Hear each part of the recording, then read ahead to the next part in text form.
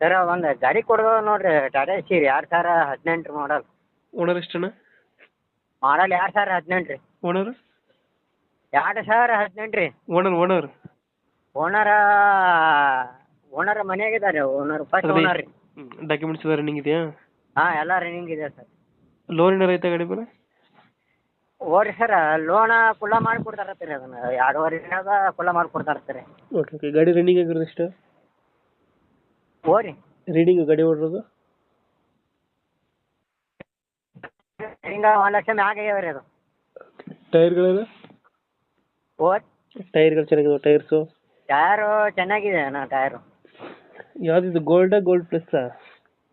ಗೋಲ್ಡಾ ಹಾಂ ರೀ. ಡೀಸೆಲ್ ನಿಮ್ಮ ಗಾಡಿ? ಇದು ಫೋಟೋ